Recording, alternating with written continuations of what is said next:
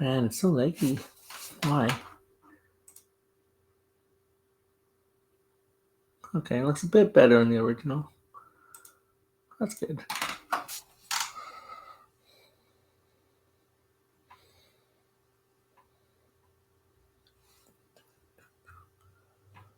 All right, message posted.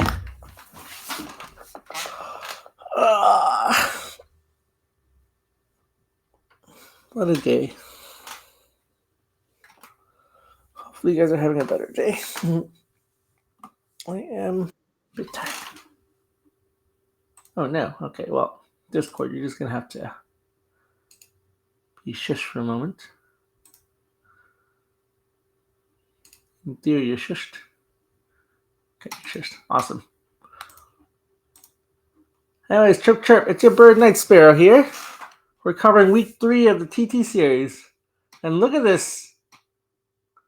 Well, animation. I was gonna say my computer is getting really, really old. Does not do this thing justice. But this was created by Twisted for the TT series specifically, so it's pretty awesome. It's a thing I wanted to show off last week, but well, I couldn't find it.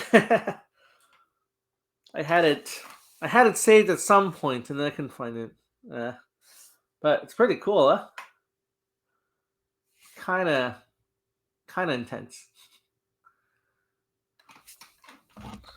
I'll wait a bit longer. I was actually over watching a VTuber streaming. Well, they're writing a book on Shogi right now, apparently. Very entertaining. Very entertaining. Their voice is very nice. It's some guy with a girl avatar. It's very cute. But trying to scroll down on this thing. It's not working. Oh yes, I gotta pull up. So I'm still on Restream. I couldn't figure out OBS. Not well enough. Not soon enough to have it for the stream. But oh well. What can you do? What can you do? Okay. I need. Okay. I have the chat room open up here, so I can look at chat. If there is chat, awesome. Let's get started then, shall we? So we're reviewing week 3 of the TT series. I'm gonna close this. I think my computer's really old. I need to get a new one actually. I keep getting that message, that pop-up, saying that Windows 10 is ending, and this computer doesn't do the thing that lets you go to Windows 11. And I'm like, oh. At first, when I got that, I actually thought it was spam or like some sort of virus got in, but I don't know. Is it legit? Perhaps. We're covering hopefully 4 games today. I actually have my comments on the games over here, so I'll be switching back and forth to this so that I can actually see comments. Hey, Forden, welcome. My stream got delayed. It was supposed to be on Wednesday, and now it's on Friday, and it's supposed to be Friday earlier, and now it's Friday later. Oh well, what can you do? Life happens, right? I woke up, I was like, oh. I woke up at 6 a.m. involuntarily, when you have a 3-year-old, it's never a voluntary wake up. Never. The day I have a voluntary wake up, I'll wonder where my kid went. That's what's gonna happen. But anyways, it was 6 a.m. Kid wandered into our bed, crawled up, and basically was like, I'm awake now. The sun is up, and therefore I am up. That scene from Frozen. Like, it's almost accurate, except the kids would crawl into the parents' bedroom. Not the sister's bedroom. Sister just smacked them out. Crawl into the parents' bedroom and wake them up and ask them to play. That's a more accurate representation there. But anyways, woke up 6 a.m. Had a headache, probably because it was 6 a.m. But feeling better now. And so we get to analyze some games. Let's start with TTJ here. We got Carl T55, which I believe is SSB My new puppy's the same way. When the sun is up, it's time for everyone to yell. Oh, oh, but a puppy is cute. Like my son is cute, but a puppy's cute. A puppy comes up and licks your face. It's like, oh, well, it's a puppy. It's okay. My son comes up and licks my face. I'm like, why? Why you do this to me? Why? It's 6 a.m. Look at the clock. I know you can't read the clock, but I know you know the number 6. Could you please wait till the number goes like 9 or something? Oh, that's awesome though. New puppy. New puppy. Sounds so happy. We got all right. I believe Carl T is SSB something on the Discord. So I just know just because they have like Super Smash Brothers. I'm missing Super Smash Brothers. We got some good old stuff here. Static versus third file rook. The first con I really want to make is that if you block off your bishop early, you're basically giving them all this space here. Okay, I can draw arrows. Can I draw circles? Good, I can draw circles. You're giving this bishop a lot of space to work with here. Like at some point, this bishop can go bishop 5-5, pin this pawn, target the static rook here. Like usually if you see this sort of setup, it's more of a defensive, like this rook is gonna go over here. You're gonna have some supports. Gold's not gonna go there, but some supports here. King's gonna castle this way as a fourth file rook sort of thing. But yeah, I'm sure this happens in static rook. But I don't know. Giving them that much space for a bishop seems bad. Especially since, this is a third file rook. They're going in for the attack sort of thing. And both sides sort of castle. Yay. Castle. We started a little attack here on third file. Did I miss anything so far? Move 17, right. That's coming up, actually. Takes. Rook takes. Pawn. Oh, no, silver. Right. Just because you gave them this 5-5, I think I would have preferred a pawn drop here. This rook can't really take anything. Has to retreat anyways. I'm sure later on you go silver up, but a pawn here might have been better just to have a bit more protection against the diagonal. This diagonal is kind of there. Like imagine here, instead you do a little good old pawn drop, rook retreats somewhere. It retreats there in the game, but now you can do stuff, right? You can go, don't drag. You can start attacking. You can move the silver up. You can finish castling, what you do. Get this gold up to there, maybe. Maybe make a left side high Mino. Go do stuff like that. But yeah, I think I would have preferred pawn here. But you were saving the pawn for something else, probably. Who knows? But yeah, moving back. We do a silver up. Rook goes back. King's castling. The rook goes over here, kind of like a deceiver here. Putting a bit of pressure. We can't actually protect this pawn anymore. Unfortunately, we had to have moved a general up at some point. But yeah, that's okay. We keep castling. They take the pawn. Okay. Sorry, my Discord went off, and I was like, oh, someone messaged me on Discord? I'm so popular. T7, huh? Move 27. Well, let's go over there, shall we? We keep castling. Bishop comes up. Takes. And here we drop a pawn. Which there's better moves, I think. Like, this gold is protected by the silver. You can't, the opponent can't do a pawn drop here. They can do a bishop drop, but like where? Maybe here, attacking this gold. I don't know. But here, I think the best move would have been just the 5-5 bishop drop. Forking the rook and the lance and guarding this diagonal here. Because this diagonal is kind of a diagonal here. It's open because his pawn is gone. Like, what can the opponent do? Maybe counter bishop drop or something. And I mean, even here, would you do this? This might not be the best, actually. Hang on. Maybe here, take the rook. They take the bishop check, and then now you can drop a pawn here, maybe. They take this. Are we sad about this? I mean, we have a rook. They're not attacking anything. What if they do something like this? Targeting their pawn. Anyway, something like that. Basically forking it.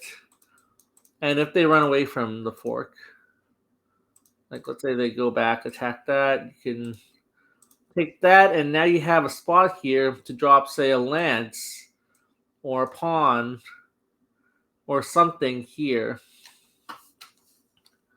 So yeah, I mean they can check now. Actually, they can do the bishop check exchange, but you gain the lance out of it at least.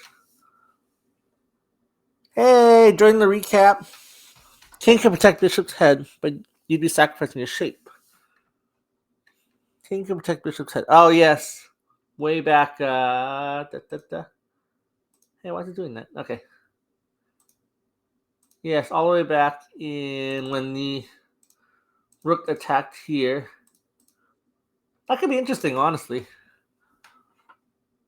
It's reminiscent of like handicap games where you have the king actively doing stuff. I mean, actually, honestly, Gote here is kind of underdeveloped here. They got a rook out, the bishop line's open, but nothing else really. So you could maybe just like, swarm the generals up and make like a third row castle, third row central house. That might be really interesting. Oh, I would have loved to see that. That would have been awesome. But yeah, that makes sense.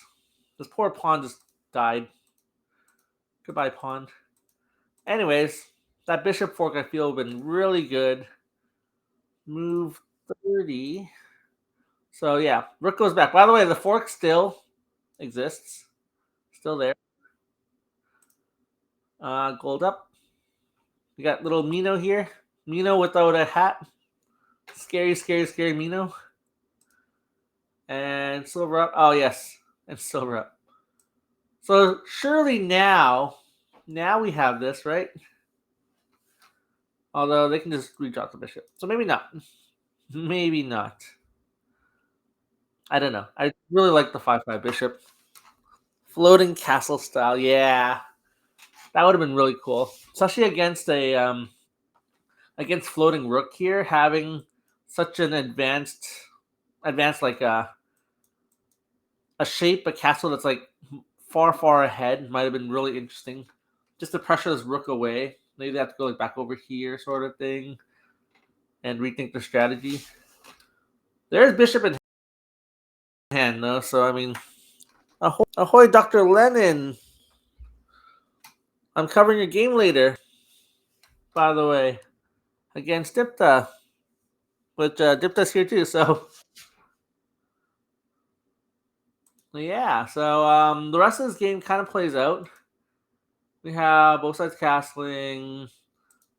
You got the 5-5 bishop now, but yeah, there's a little pin here, and that's fine. Unpinning, by the way, like this. I was gonna comment on it, but I realized we don't have any pawns in hand. It's kind of really sad. This rook as well. The attack never really went, so kind of sad too. We don't really have an attack. But yeah, the rest of the game is really just Gote here, just trying to just slowly taking advantage of the fact that they have this active rook, and they're just dropping pieces and activating things more. It kind of spirals from there. We unfortunately have another defensive bishop drop. See, silver here might have been really nice protecting this gold, but now we have bishop here, which leads us to a very fun little structure here. This little, I don't know what to call it. This is so cool. Very cool. I really like this little structure here. It's so balanced. And this dragon never, oh, it does get through it, but it takes a long time for this dragon to get through this little structure. It's so cute. It's not really protected, but very cute nonetheless. I just wanted to point that little structure out. As we go on, Senti is trying to do what I think is an edge attack, but it's really too slow. Like Gote is just gobbling things up. Knight comes in. You have two rooks. The two rooks break through this little pavilion sort of thing, and we're not even. This is too slow. Like, this pawn is made over here. Yay. And that's about it. That's as far as the pawn goes, I think. And we have a resignation right here. The golden box. That'd be a good name for a little golden box. Golden box with a bishop in it. Pope Mobile. Well, it's not going anywhere. Parked Pope Mobile. But yeah, good game, you guys. Good game. It was a little bit one-sided, but lessons can definitely be learned from it, of course. Lessons can always be learned. Let's move on to the TTS game between Drlennon and Dipta. This was recommended, but I took a look at it. It's actually very entertaining. Oh, no. What do you mean, oh, no, Drlennon? It was a good game. Let me just look at my notes. Oh. Whoops, I had more notes for TTJ. I will mention them in comments. Because we'll move on to TTS here. Because I'm pretty sure the last game I'm covering, which is Melkor and Tellmarch, is going to be a lot of oohs and ahs. So, okay, I got a few comments for this game. We have. I swear I didn't know this. You guys can probably see my notes, right? Let's see. Yeah, you guys can see my notes. And that's okay. Except, is there any information that... No, it does not look like there's any information that is, like, confidential or anything. This is just where I put my notes for, like, this is the previous ones as well here. Week 1, week 2. Yeah, just where I put my notes. I was looking at it on my phone, but my phone is now used for comments on chat, so I can't use it anymore. Anyways, we have what looks to be an Urashino versus an open bishop so far. We have maybe static rook coming, but yep, Urashino is Urashinoing. We're defending kind of against Urashino, but yep, even more Urashino. More Urashino. We got central rook against Urashino. So, what I want to mention is if the order was a bit different, it might have been better. Like here, you have this kind of setup. But imagine instead of this silver, which was 3 moves, you had the central rook already. Like, let's restart. We have doot, doot, doot, doot, doot, doot, doot. Like something like this, and the silver hasn't come up yet. So now you could do something like, well, you could exchange the pawns, I guess. How good would that be, actually, at this point? I mean, you'd delay it by 1 move, at least. They can't, well, could they redrop the pawn? They kind of have to, right? They can't allow pawn drop there. Something like this. And like now what? The silver is kind of stuck here, babysitting this pawn. Like maybe at some point you just let the pawn go and you just go on with your attack. But with central rook against Urashino, I find if you take a bit more initiative and just try to kind of jam up their attack, it slows them down a bit. But yeah, the silver coming up might have taken a bit too much time. Because eventually you just end up trading it off for this silver. And then redropping it back there. So it took all the steps just to die and come back. Where it kind of started, so. But, different styles. I play more aggressive style, so it makes more sense for me to do that rather than someone who wants to play like positional or something like that. Anyways, we got Urashinoing and central rook. Yay, castling. Urashino setting up. Urashino takes all the way to step 21 here. And this is like the full Urashino setup with the king in a ranging rook sort of castle. But of course, had a strange week. Did not say it all. So this is improv. Try not let to Irishino. But remedy is worse than illness because Yomi. Oh yeah, you guys went to Yomi. Yeah, Ruth is Dipta. That's fair. That's fair. Yeah, sometimes you just like I know on the latter half of my tournaments, I would just run out of time. I couldn't study my opponents or anything or my moves even, so I'll just start winging things, and that's pretty fair. That is pretty fair. All right, yeah. Move 21. Urshino's about to attack. Basically, Urshino's typical attack is like this, and you're forcing yourself in. Yay. So here you gold up. That's good. Adds a bit of protection. In fact, it allows for the silver drop here later, which is great. So we push move 31. Right, move 31. At some point, hey, Rook went back. I wasn't quite sure about that. Later on, I'll make this comment now, but later on, this king gets checked. It actually needed to go one more. Just because the check came with tempo. Because this bishop eventually ends up here. Wow. It ends up there doing the check. Not knowing they made this game so unique too. Isn't that always the case? It's so awesome. Yeah, TTJ and TTS games are awesome like that. It's very unique how and like even the attacker, the Irishino probably has even more theory behind it than what is shown here. Like here we retreat, giving them space. The silver comes up, asking for a trade. You got the diagonal attacking the rook, so silver protects. All typical fair. You got the trade, and this came with check, which is actually really big because it allowed to tempo this out. And silver dropped there. So actually at this point, Dr. Len goes in for a trade, tries to tempt the silver out. Silver's coming out, and we do this. I would love to see this actually before all these moves, like at this point. Yeah, even this point, because this can't really take. If it takes, bishop takes, and this is pretty nice for Sente here. Is it? Yeah, it's pretty nice. It's decent. Decent? I mean, rook can't really take. I mean, you're threatening this spot here at some point.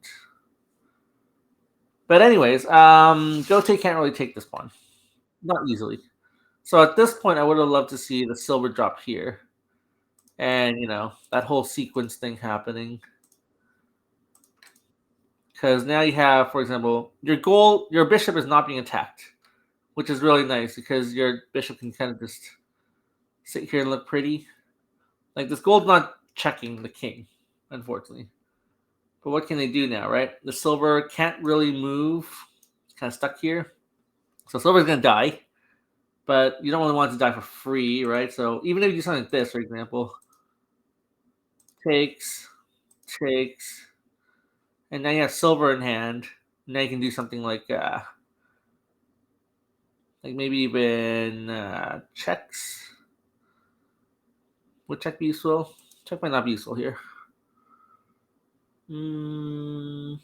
What would be useful? Maybe once we have the gold in hand, or gold in this corner here. What if we take this one? We still have silver in hand. This might be better actually then, because now you can checks and your bishop has a place to go, sort of thing. Something like that.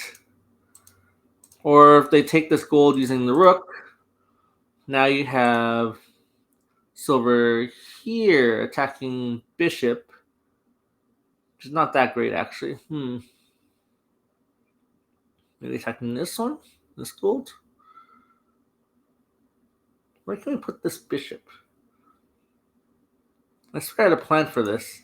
It looked good, but I'm not sure where the bishop's gonna go. It's kind of unfortunate.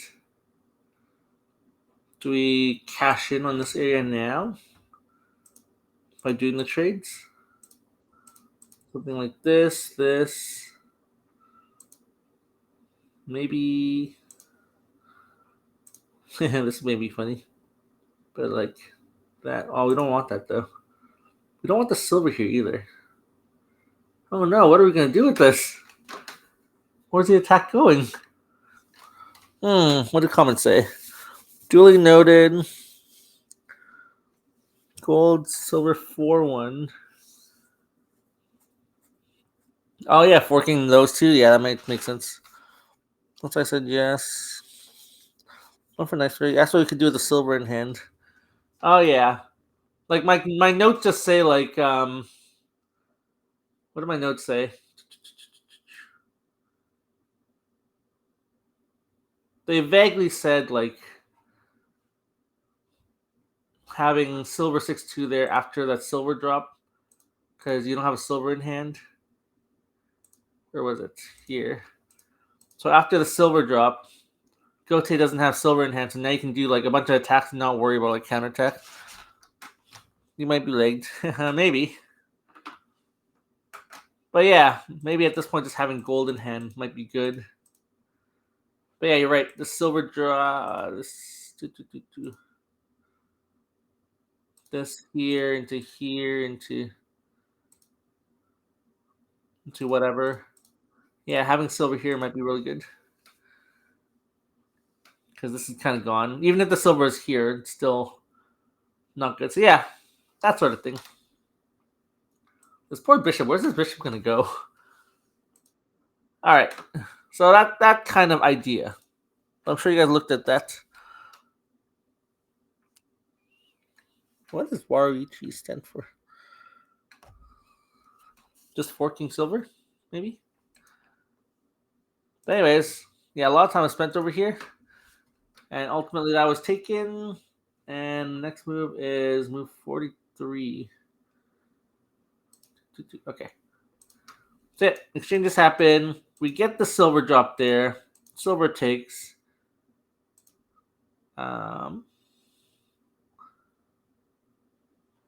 Wait, when did they have this? Oh, move 43. Gold 71 attacking silver. Right. Yeah, I am going to close this game. You can check that. Right, so the same idea. Gold over here. Just to attack the silver that's kind of trapped.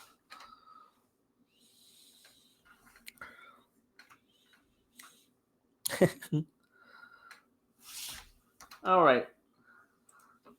So what actually happens in the game? Notes 58. Okay. What actually happens? So we drop gold here. Unfortunately, it becomes a 2-for-1. We lose the gold and the bishop for a bishop. But it allows us this drop here, which is pretty nice. Like this is a guaranteed rook promotion if the trade happens, and it's 2-for-1 as well. So that's why gold runs away. We could still kind of do this. We're out of stuff, but we could still kind of do this. Trades, get a token. But they have a lot of pieces in hand. This is kind of bad for Urshino. It's kind of bad. Urshino does not have that much stuff left here. Although the king is not very protected, we just can't get to it at this point. But instead we make a horse. And that's fair. It's blocked. Pawn there. Pawn back. Feel like I passed the move I was going to talk about. Move 58. Okay, never mind. Move 58. Right. Silver here. Trades, and then bishop drop there. Like, maybe this was to protect the gold. That's fine, while attacking the rook. But you can just put the bishop right here. And just immediately have a promotion. At the very least, you're attacking this knight. It's also prevents, rook coming over here. Like, what can this rook do? If the rook really was going to run away, maybe go like here. Yeah, you got a knight, and you're still protecting this spot here. If you're worried about that spot. And it's honestly just a free piece. That's always nice, free piece. But instead, like I get it too, dropping it here allows you to come here to make the promotion. And then being promoted there is really nice because it controls this area. It's just that it's one move too slow. The rook has gotten over here. And you make the promotion anyways, but you really, really needed to defend this. Defend this with something, just because even that's not the best move pawn there. Like something like this. Having the bishop there. Even just blocking this, they can't actually take because your bishop is still protecting this gold. So it's still okay. Still okay. Ah, I see spam. I copied the message of spam. How do I delete the spam? I had this problem before too. Here we go. Ban. I did it. I abandoned them. Awesome. So yeah, even now it's fine because this bishop is kind of watching this gold and they can retreat and so on. But as soon as this bishop has gone past here, let's say you do this thing again. I made a really good move, by the way, because it is protected. Like, takes. It's not really an attack. I mean, the gold's kind of hanging. You retreat, I guess. Not gold, sorry. The rook's kind of hanging, so you move back. This horse is kind of just there. Like, what can you really do? And in fact, at this point, even attacking this rook might have not been the best move. Because, Dr. Len doesn't really have any piece in hand. Sorry, back at this point here. Dr. Len doesn't really have any piece in hand. He needs to, as the Urashino player, he really needs to generate pieces and generate some offense here, because technically, Urashino Castle is supposed to be the weaker one, even though they're about the same right now. So even at this point, just slowing down and, oh, look, a silver, let's just retreat. What are they going to do? They don't have any pieces to drop. They can't generate anything. They have this pawn here, but what can I do with that? I mean, maybe here, you block that. They can't move anywhere. Like, maybe they'll go here and then do that because it's x-rayed by the bishop. But now you can just peacefully take this bishop after this drop. So let's say rook goes here, and now it's like, oh, well, your horse is going to die. Somehow, at least. They'll get to take a thing. The gold takes. Oh, you got a pawn, yay. Now it just defend a bit more. I mean, you could do this, make a token. But, yeah, you could slow down. Slow down, because the Urashino was going to be really well, it slowed down enough that you can just defend, and they ran out of pieces.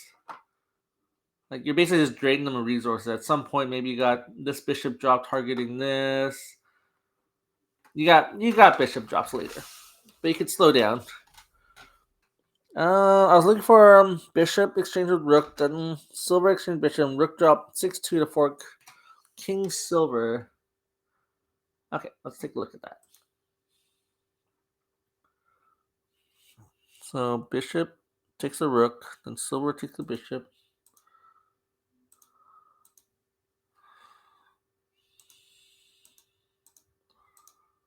So here, you were looking for this. Bishop takes rook. And silver takes bishop at some point. No, that's wrong.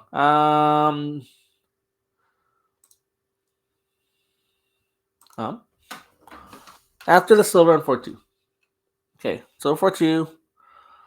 You were looking for bishop takes rook. Fair, I'm assuming retakes. And then silver takes bishop. Variation goes to blah, blah, blah. But 6-2 fork. You're looking for this 6-2 fork.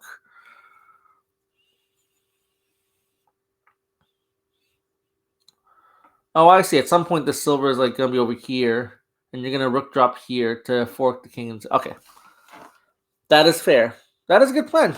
You had a plan, and that is good. Dipta might have had a rook in hand at that point. So if you did rook 6-2 drop, forking king and silver, Dipta might be able to do rook drop here. And normally you just move your rook out of the way and promote. But because of the silver here, it's kind of protected. So it would be a trade, and then I don't know. Maybe you had you may have a follow-up plan there. I don't have the full idea here, unfortunately. But you had a plan, so that's good. And it's good that you were trying to attack. It's good that you were trying to attack. That's once you stop attacking with Urashina, you're kind of done. Kind of done. Okay, so I did mention that. Slow down. Move 6-4. Right. So in the actual game, what happens was Senti goes for the attack. We take the rook. Takes back. This rook comes back and just you could take the silver first and then move the rook back. But I mean, did it make a difference? It probably did because silver goes here now, attacking both of these. You save the rook again, which is fine. You're also protecting this pawn here, which is really weak. And they drop bishop. So the point I really want to say over here is your rook, at some point, you should probably just attack it. It took up a bunch of moves, letting your opponent set up here. Like, this rook eventually just dies anyways in the same spot they would have anyways. And I guess here is where this whole takes thing might have been good. It was good, actually, because Dipta, you dropped your rook here. So Dr. Lennon does have this fork. Not even a gold. So this would have been pretty powerful. You know, threatening bishop here. Not even bishop, just silver here. Silver, there we go. Silver there, and then takes. So this is threat mate. And there's not too much you can do about this at this point. Maybe silver drop here. The golds are protected still, at least. That's always nice. Your rook here is not really attacking anything. I mean, eventually you can take this knight, attack the gold. But there's not enough support here for your rook.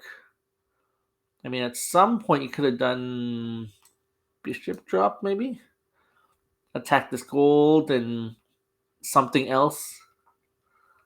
Yeah, there wasn't enough support for your rook here, unfortunately. I was gonna die. Yeah, I remember this. Yes. So this was your rook fork, right? Yeah. So this made sense here. That's Byo-Yomi. I chose the incorrect move. Yeah, that's fair. Byo-Yomi is hard. Byo-Yomi is hard, unfortunately. So we got takes. Silver comes up to protect the king. The king is kind of there's not enough protection at this point. We do the rook drop. Oh no, we move the horse. You make an escape route, which is great. In fact, it's pretty awesome that it was this escape route because if you're trying to go out here, if there was a horse, for example, here, you wouldn't be able to escape. So this is correct. Rook drop anyways. Silver drop here. I'm sure it's Byo-Yomi. I would have liked it here. In fact, you have 4 silvers here. You can make like a big silver diamond over here if you wanted. Lee Shogi says silver drop 7-5 and just chill. But after I chose the wrong move, it was over. 7-5? Silver drop here? This has to be before this, right? Like, silver drop 7-5? Seriously? It's kind of middle of nowhere. Silver drop 7-5, just chill. That seems hard.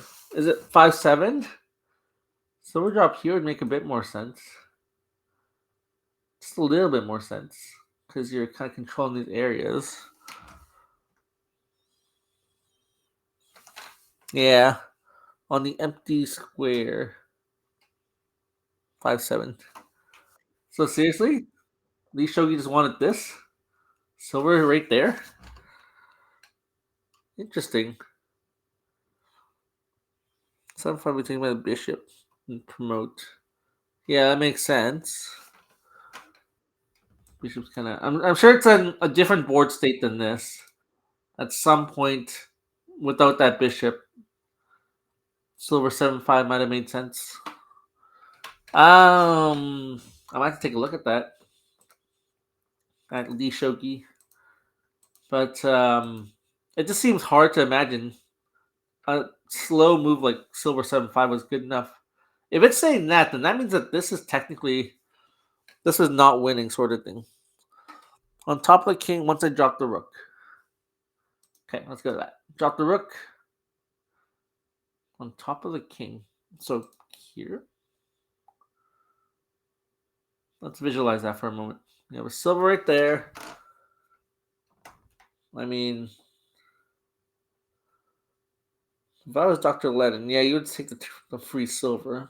This is still not an attack yet. The rook is the rook's not doing anything. This rook right here is not doing anything. No, let's just place it. The rook, let's place. There's an ant. That's right, ant. Run away, run away. I spare your life now. You run away. You sent the Snapchats. Okay, the snapshots. Last one replayed the authentic gold and they can't take it back.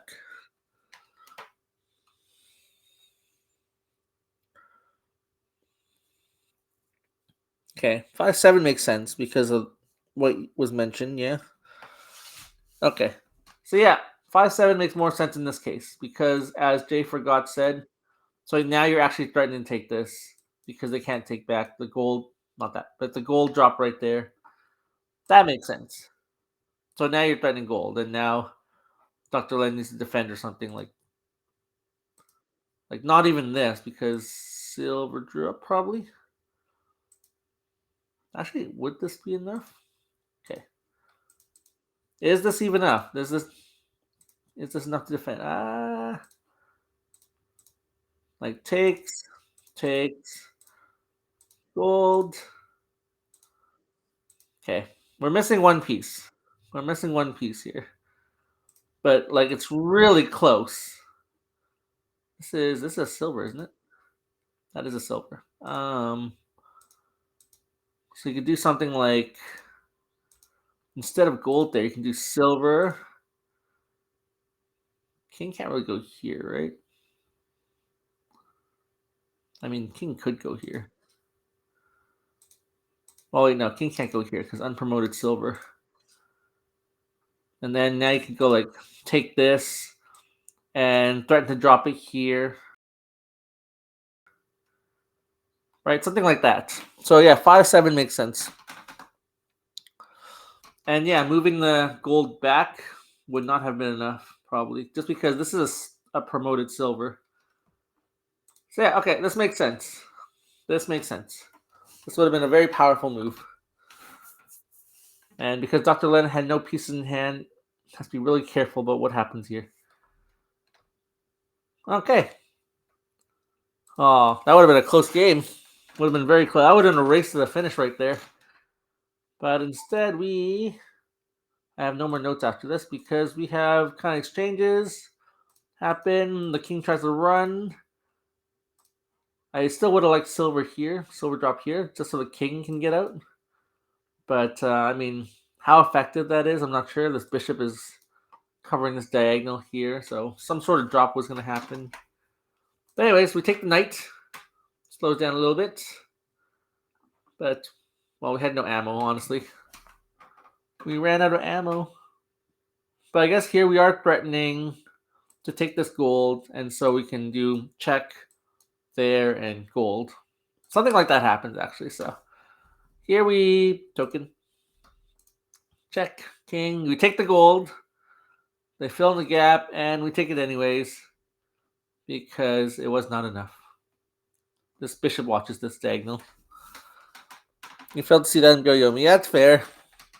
It's always after the game. It's like, oh, I should have done that.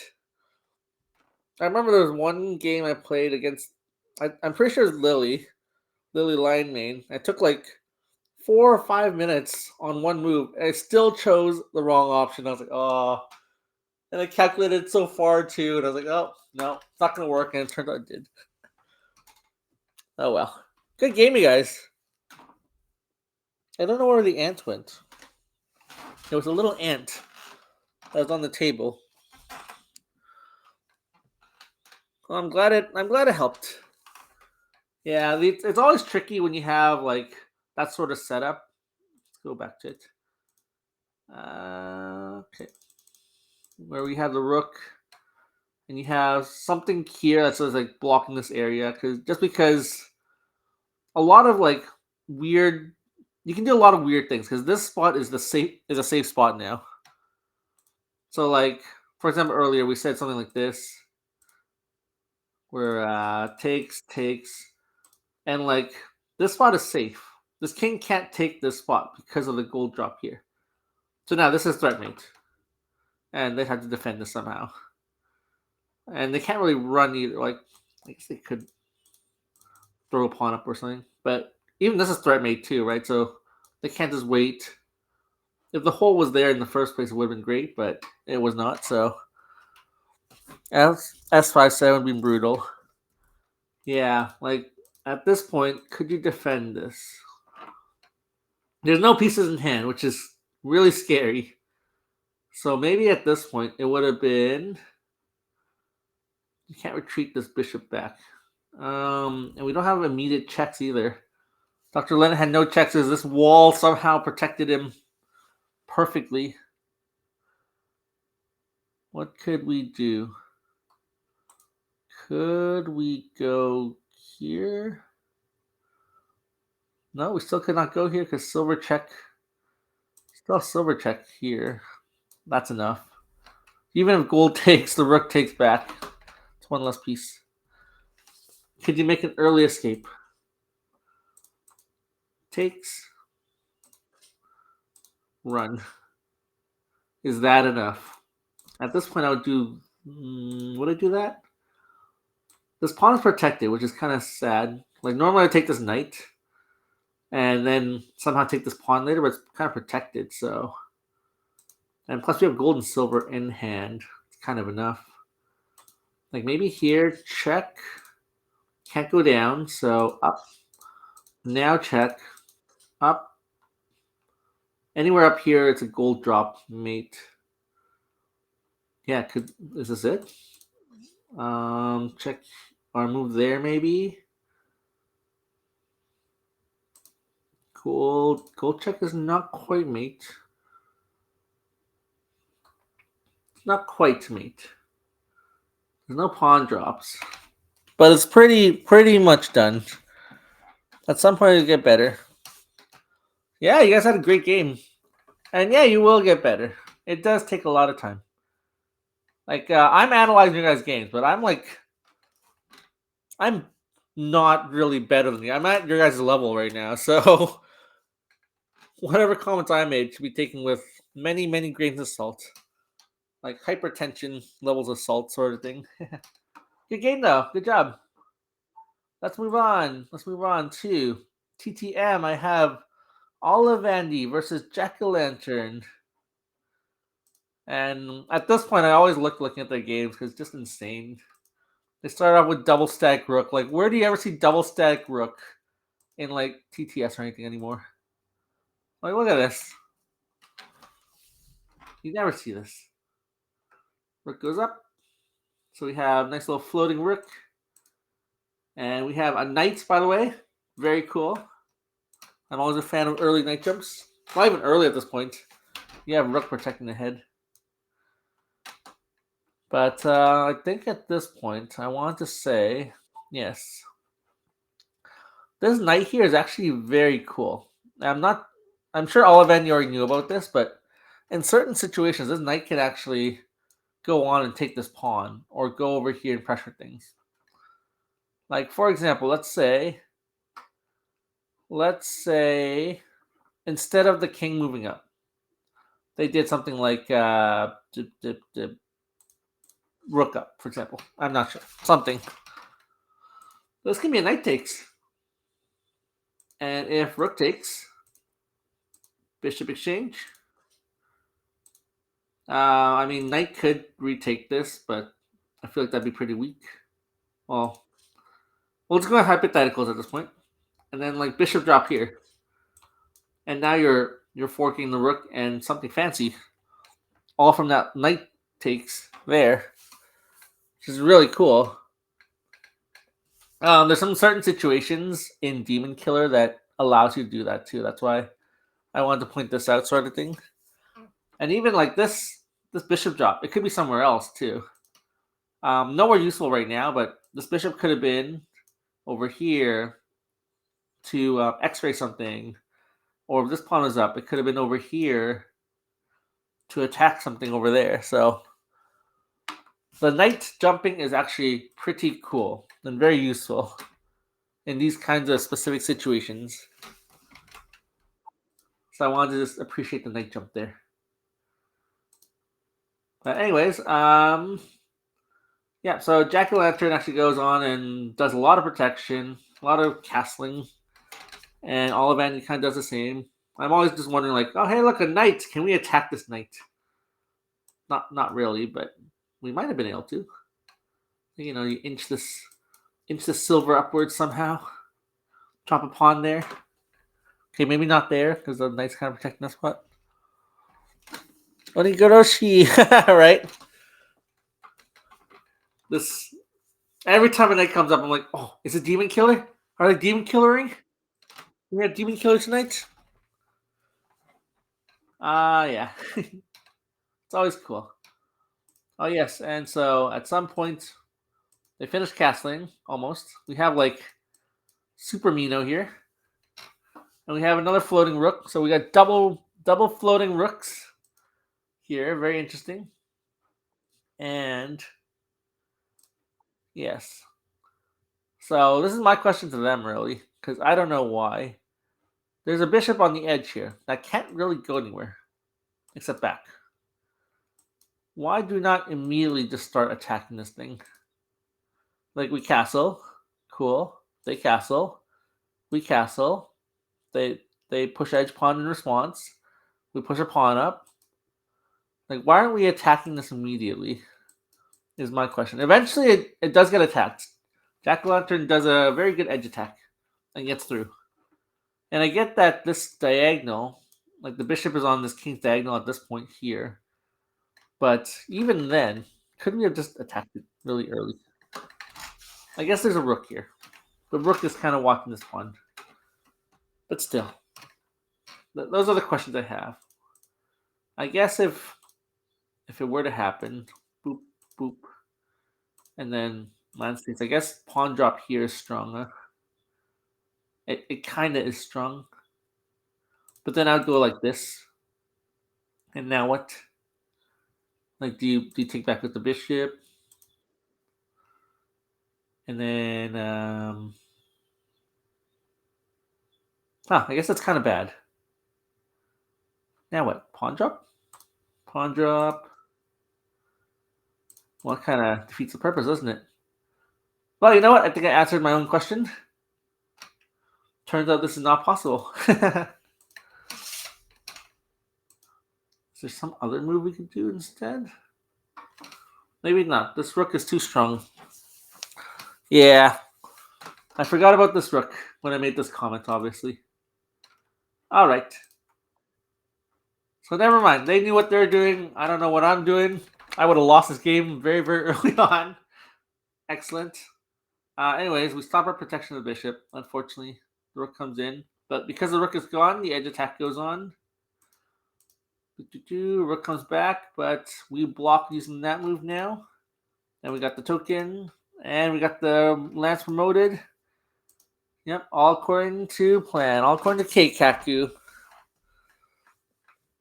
Bishop takes lance. Yeah, so my idea was not going to work, unfortunately. I thought it would too, but I guess not. it would not have worked very well. And that's why I don't do edge attacks, because I suck at them. But anyways, Jackuhlantern makes his first token. First Lance token. Of many, by the way, spoilers. Yes. So, I want to point out that Olivandy makes a new castle soon. By the way, attack the rook. We get a token on this side now. Very cool. Got a pawn. Rook trades for bishop. And we got, oh man, Omega Flatfish. Ridiculous castle here. This is awesome. Also, I know during the game, I would just constantly mistake this for the king, by the way. I would just be like, attack the silver. The silver is the king. Kill the silver. But yeah, this is really cool, actually. Considering all the attacks on this side, the king can just, like, escape over here. So, wow. Kind of insane. So we got a token here moving. The bishop comes up, making this awesome wall here. We have move 76. Wow, that's quite a whiles away. So some moves happen. Things get attacked. Attack the rook. Protect. You got yet another token, by the way. Like Jackuhlantern just making tokens everywhere here. Excellent. Things happen. Olivandy gets a horse and attacks the rook at the same time, which takes that land back. This rook kind of just stays there for the rest of the game, unfortunately. And actually, I think we got a little trade here. Knight check. And this is where it actually gets a bit scary because we got silver drop in here. We try to kick out this knight here. The knight's pretty scary. Takes the lance, takes the knight. Or lance. No, knight, sorry. Takes the knight. Pawn drop here, attacking this knight. Knight flies away, and we got a bishop here. This is a lot of pressure in this little pocket here. Thing is, from what I can see at least, Olivandy is kind of running out of pieces. There's not much they can do. They need to use this spot to attack. So at this point, I would have been like, let's move the gold over. And now what? What is this little trio here gonna do?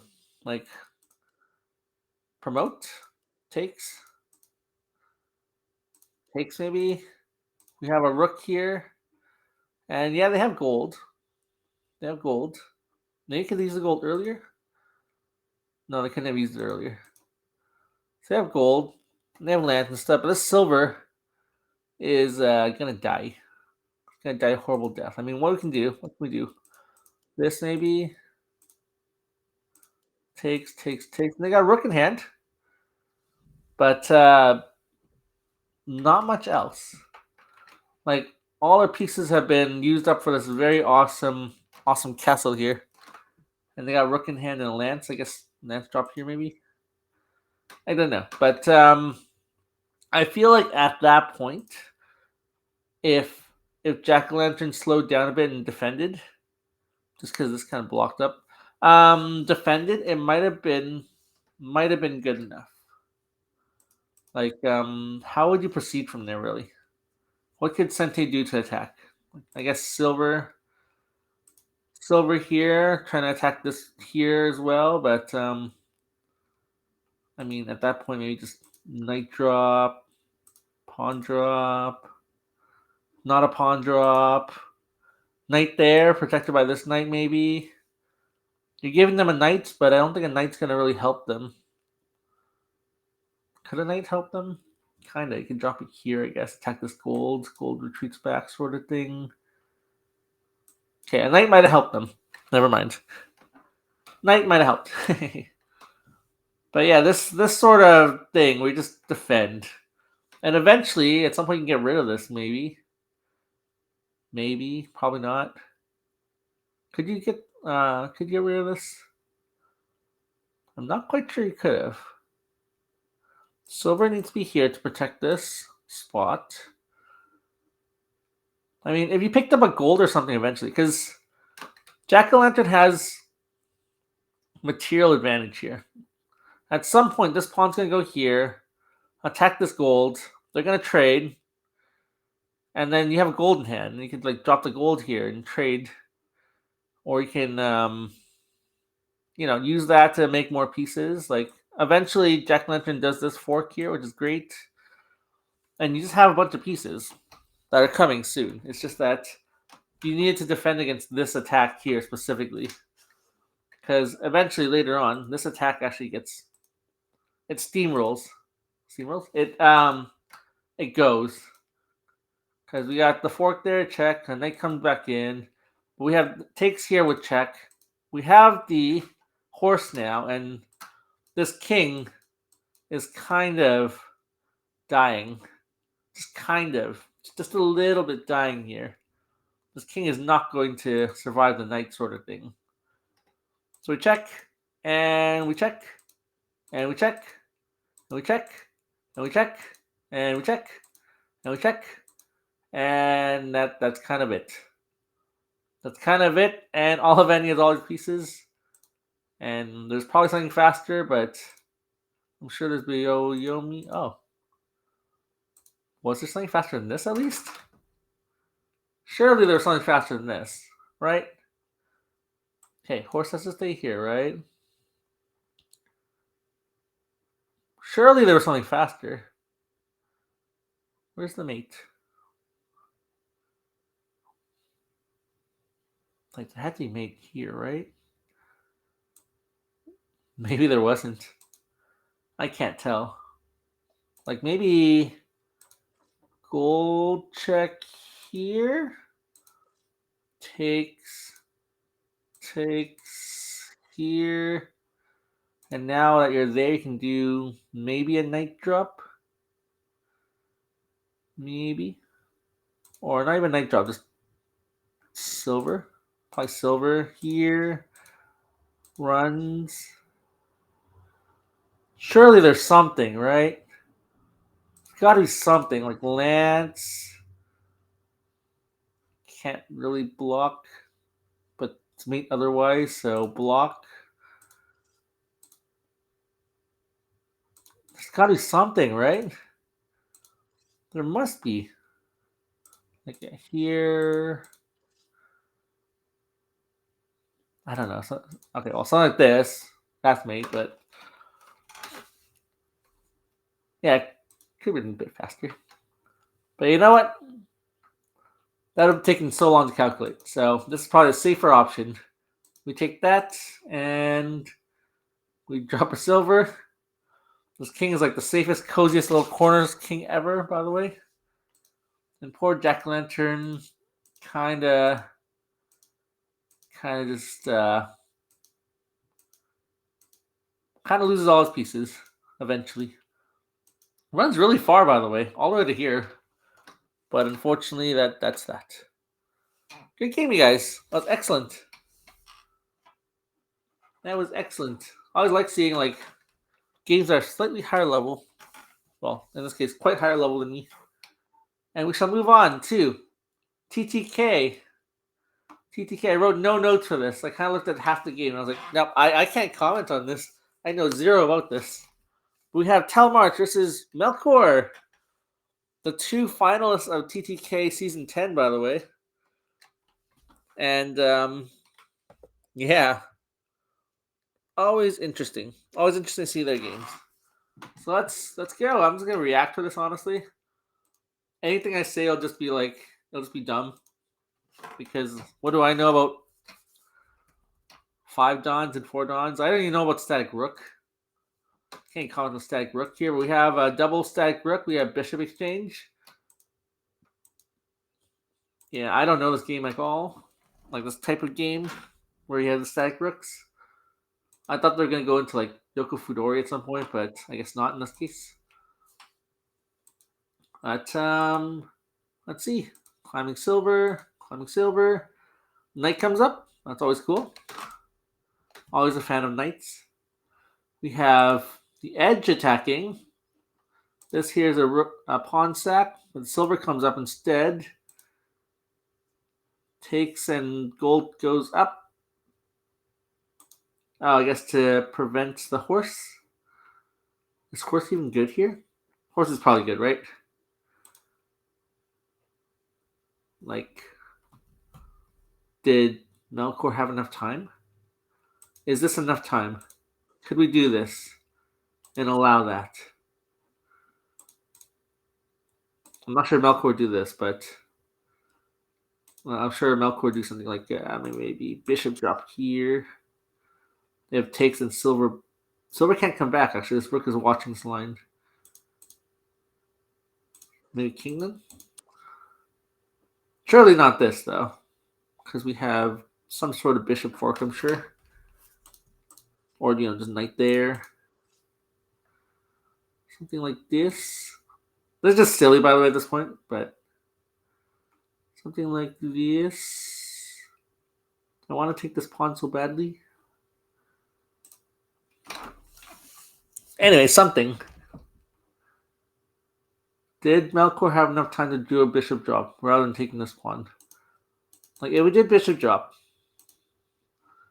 and Tellmarch ignored it, just went ahead. Is this fast enough? If I go on and do this, and I don't know how edge attacks work, but something. I don't know, a token.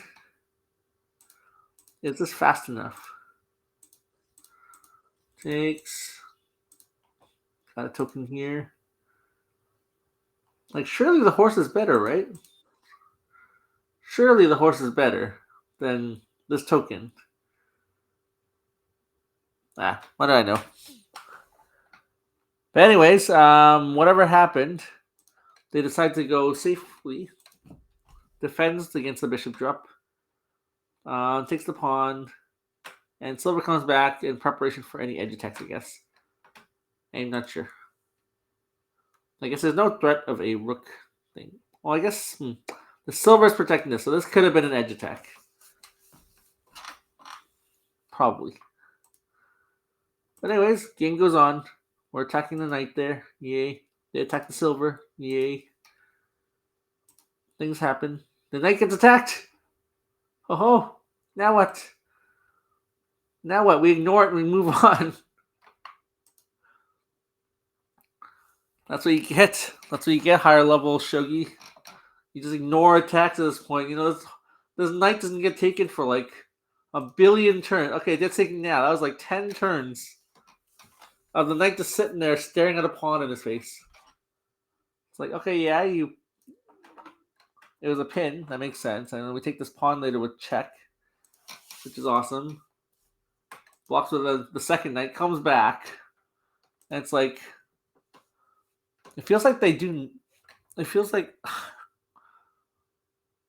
effortless, I guess is the word. It's like, oh yeah, I'm just gonna casually leave the knight hanging here for like 10 turns.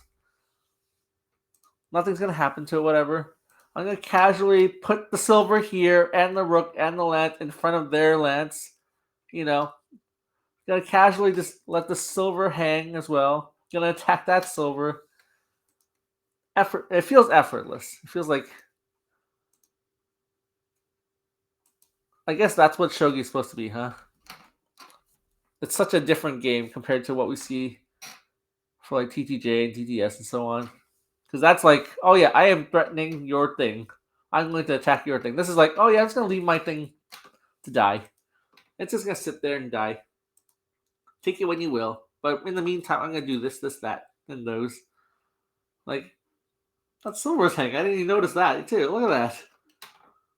Silver's hanging. I guess it was already dying and the rook kind of pinned here, but yeah, silver, bishop exchange now. Bishop comes right back out. Attacking this at the same time. Look at this fork. Look at this fork. The other line didn't draw, but look at this fork. That is a fork right there. That is a fork. Wow. Okay, well, things are happening. Random pawn drop there. Leaves the gold hanging. Attacks over here. Like, rook takes. Bishop takes. Takes that. Doesn't even take the pawn back. Just attacks their gold at the same time.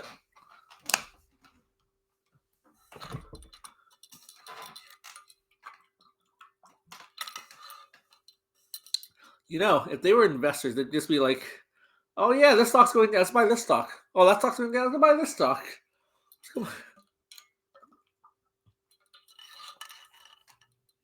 I can't fathom this kind of gameplay. I don't understand it. It's literally just, oh, my things are dying. Let's go attack there. Let's just sack this little unit here and go attack over there, and let's use the entire board.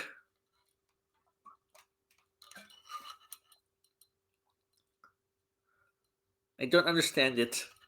It's amazing, but I don't understand it. This pawn drop. Like, why? There's 3 things attacking this pawn. Is this pawn gonna die? No, we're gonna take that gold. Like, why not? Why? Like, why don't we take this? I'm sure there's some reason. There's a fork somewhere, probably.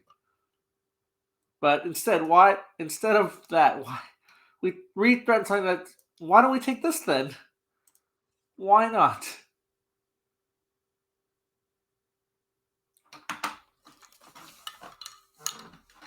I don't know. I mean, both sides have a lot of pieces in hand. Tellmarch seems to have a bit more, but why not? Why do you let it die? The poor thing. Well, all right. Good old water break. All right, so things die, and it's a check. We take back. We have night drop. I feel like this is starting to be the end. Usually, night drop does that. We have this very cool X grade rook check, which is blocked by a pawn. And silver checks. The knight is dead now. Okay, congratulations. We take a gold in the meantime. I mean, that's really promising, right? Melkor has dragging 2 golds. How does it go wrong, right? You got bishop. Ooh, bishop fork. Ooh, what's a nice bishop fork? We lose the. Well, we don't even lose. We just takes that, checks. Now we take the gold, not even the rook, because of course they go for the kill. So now what? Now it's our turn to check. Now it's Melkor's turn to check. We block with the lance. Pawn check. Runs away. Gold defending now. And Melkor's out of pieces in hand. So now what? Is this the final blow time? Pawn. Takes. Oh, wow. Knights, yeah. Gold's not protecting the... Or not really watching more. We got a second bishop coming in. Pawn there.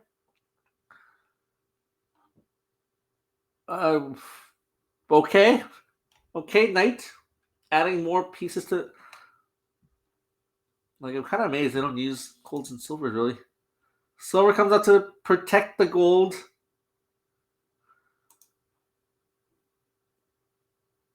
Oh, I guess this gold can't run away because this knight... Ah. Wow. Okay, but takes. Rook's coming in. Horse. Doesn't take the horse. Oh, can't take the horse. There's a lance protecting it. Rook over there. Drag. Oh, okay. Melkor's like, I'm done. You know what? Looking at this, yeah, your opponent has 4 golds and 2 silvers and a bunch of other pieces. Yeah, I can see why Melkor would be done. We have a nice little kill box here. Eventually, it's gonna die, right? How can they just sack all these pieces? I will never understand. Good game, you guys. Good game. Don't understand it, but good game. Well, that's all I have for today. I'm gonna just stay confused about this last game here. Amazing as it looked, I don't understand the choices. I'm not gonna lie. I'm sure Tellmarch and Melkor could go into my section and just comment and be like, "This move is this because this, that." But if you do this, I'm like, I'll just be like, "Cool." I don't get it. I don't get it right now. I probably won't understand it in a year.